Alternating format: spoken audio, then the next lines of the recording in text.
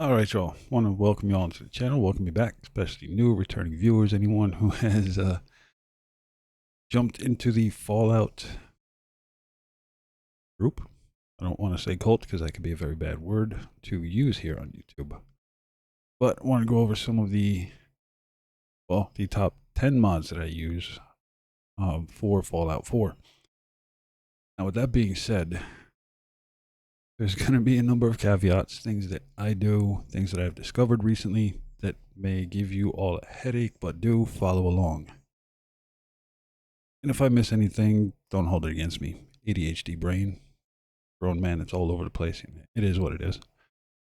Anyway, as far as mods go, I'm not going to list them just yet, but what we do have to do, depending on your experience, if you're an experienced modder, if you're just starting out, I would say Vortex will be your best bet, which is what you see on the screen here.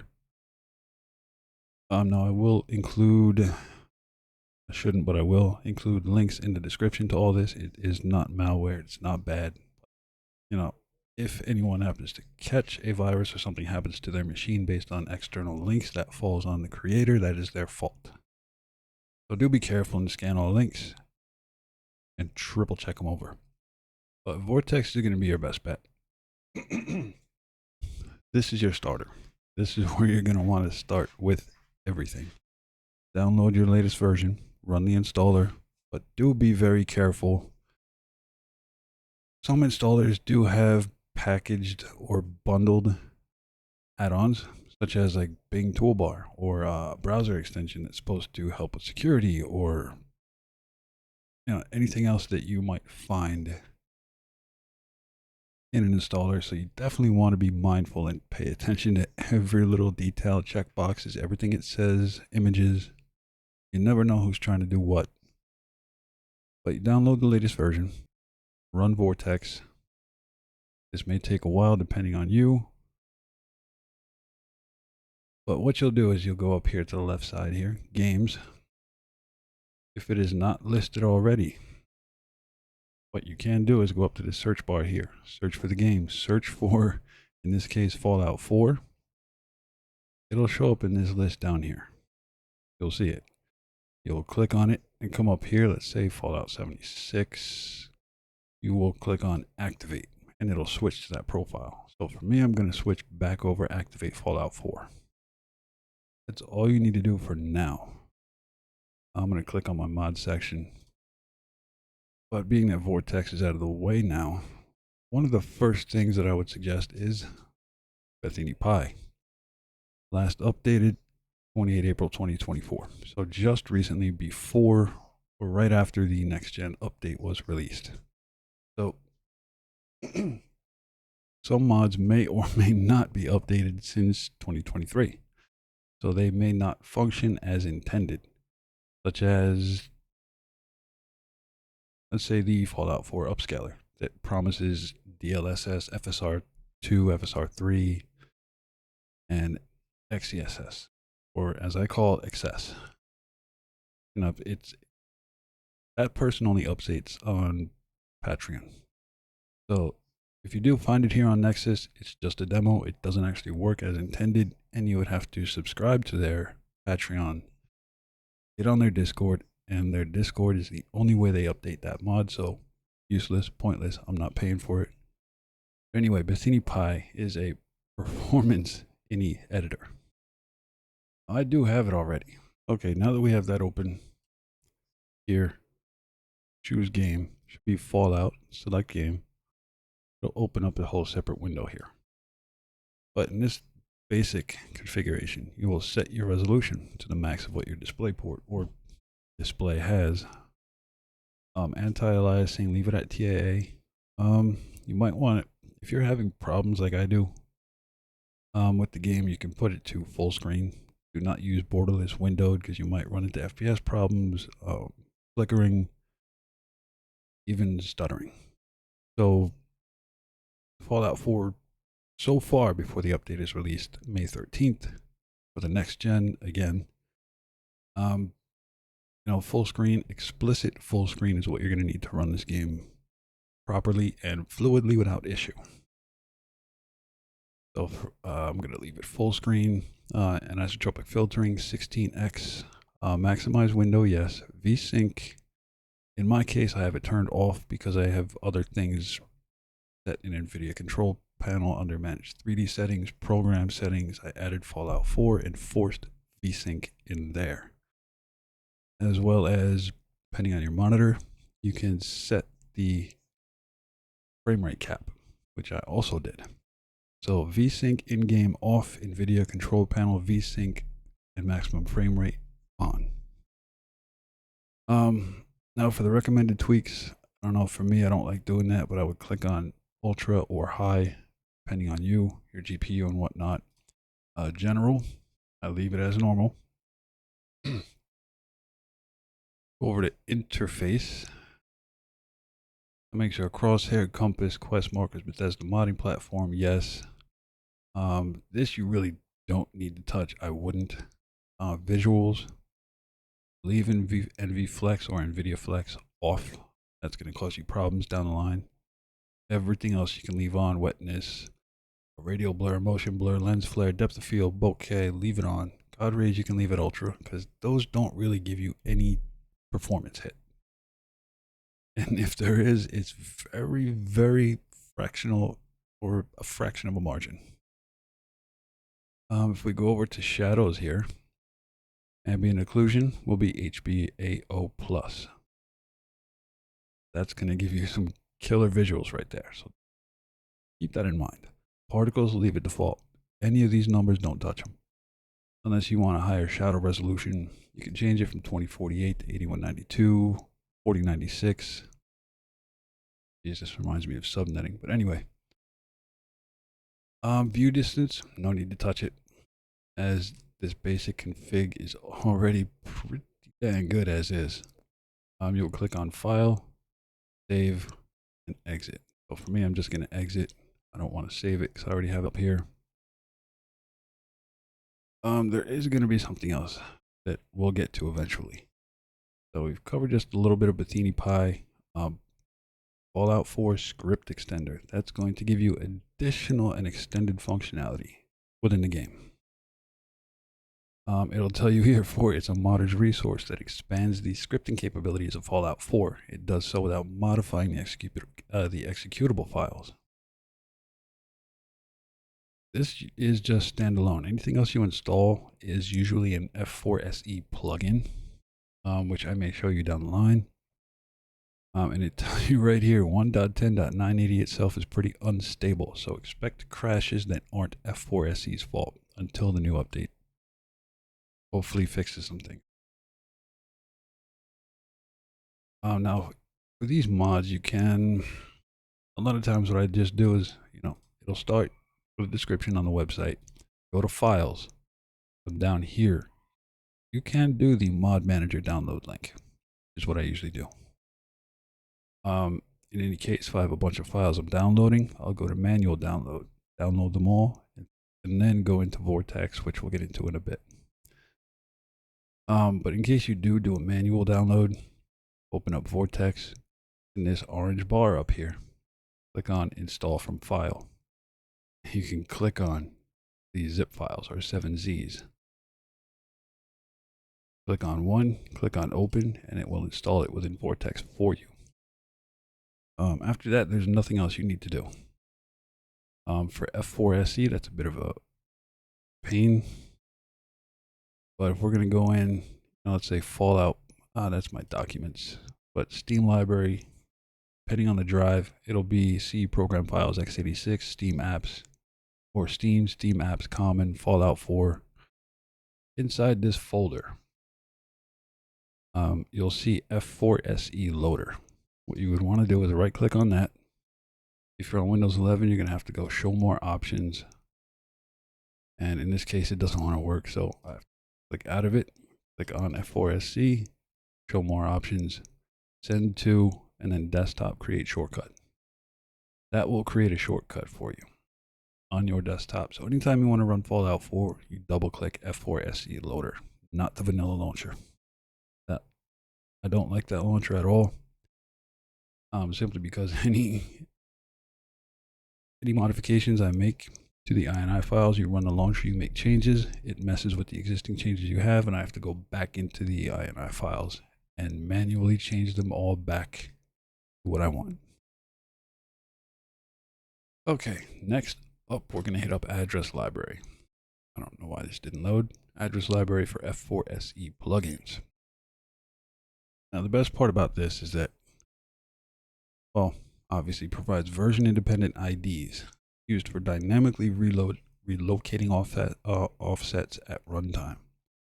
That's a mouthful. It drives me crazy to read that, but you have F4 SE script extender. You have the address library, which provides, well, if you think about it, memory addresses. And every game is going to have memory addresses that may be static at one point, but when they update it, those memory address locations, for the most part, do change.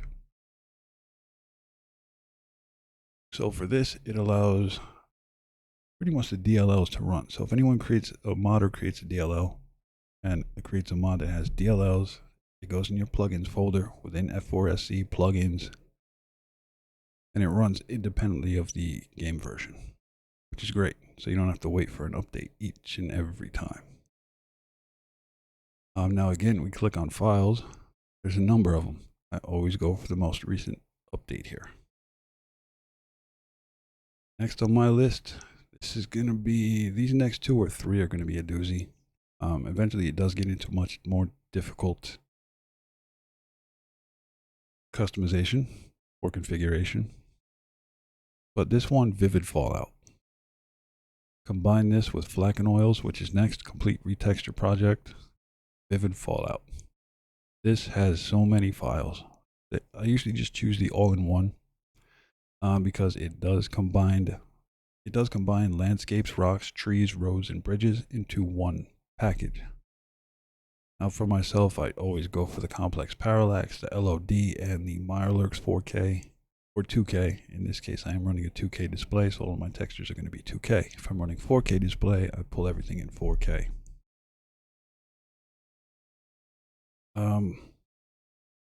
Nexus Mods does have a download speed maximum of 3 unless you're a premium member. I'm not going premium. Everything is pay, and I'm not paying. But you can if you'd like to. Next up, Flaconoil. Complete retexture project. This hasn't been updated in a minute, so these textures may be completely out of whack. But for me, I haven't run into any problems until the most recent fix I figured out, which we'll eventually get to as well. This has 1K, part 1, 2, and 3, 2K, 3 parts, and 4K, 3 parts. I don't use the full mod stuff. I always use the BA2 archives, me personally. This I would recommend just doing manual download and then go into Vortex, install from file, and then install the 7-zips or the BA2s manually from that and let it do its thing. These textures are awesome as well. So if you combine Vivid and Flaconoil, much better than having no texture pack, completely obliterates the HD texture pack by far. I love it. Okay, all weapons HD. Anyway, this mod is going to upscale every single weapon. Every single one of them. Now if we go to files, it's going to have all weapons HD 2K full and 4K. Optional files, automatron, energy weapons, explosives, far harbor, heavy weapons, melee weapons, no DLC. There's a load of optional files. But I just go, depending on resolution, 4K full, 2K full, download the entire thing. Just an all-in-one kind of package, so you don't have to sit there and do multiple. Let's see, next one is very important if you want to push your frame rate beyond 60. FPS Physics Fix. If you tinker with this a bit, especially the INI file, which is located again, Steam apps, common, Fallout 4, F4 SE plugins, and you would scroll down to the configuration file. It'll list it in the columns here. So if I open up this again, type, it'll say file folder, application extension. I'm gonna go in data, F4 SE, plugins. Now it'll tell you type, application extension, text, document, configuration settings is what you're looking for. High physics fix. You can double click on this, open it up. It'll bring up a whole nother window here, right, with a whole number of configurations.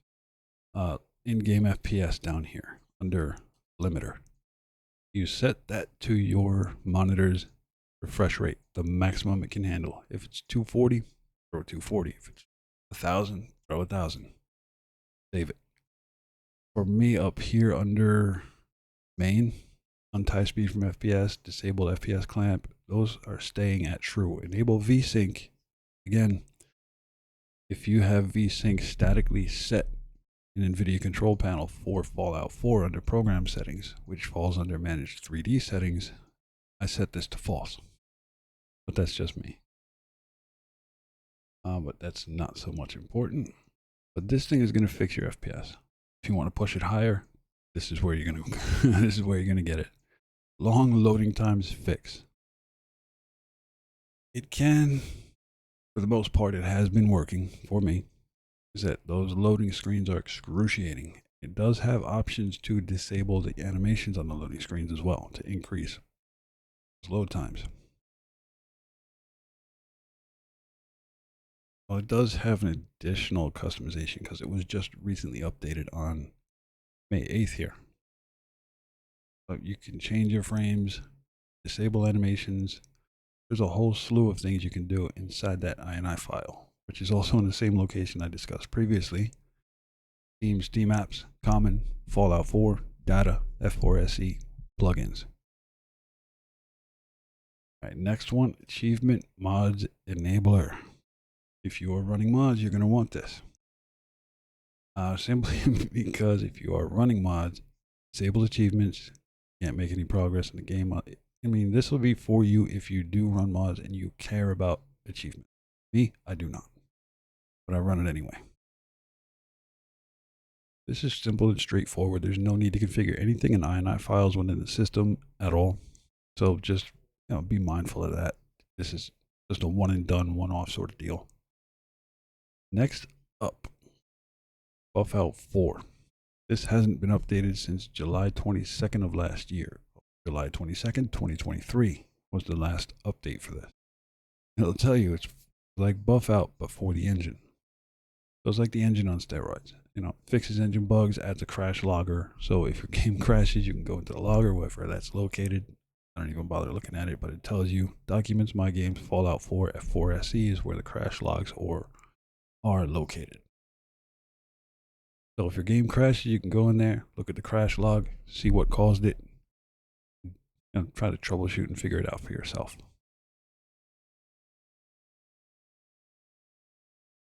But with that being said, there's one other thing I wanted to go in and look at. It's not in plugins, it's Fallout 4. Documents, Fallout 4 also. But for this one, it's Steam apps, common, Fallout 4. If the launcher, well, for the full screen explicit mode, the launcher doesn't do very well in doing that. And especially present interval setting it to 0 does not do that. Bethini Pie will, but in certain configuration files within Fallout 4, it does not set it, so it can cause conflict and flickering and tearing, and it's a mess. But for this case here, I want Fallout 4 default. You really don't want to mess with that because it doesn't have the settings you're looking for. But what you're looking for is Fallout 4 prefs. Now that's going to be in Steam apps, common, Fallout 4, and then Fallout 4 prefs. So that's your preferences. This file right here. There's no need to scroll through this and try to look for specifically what I'm saying.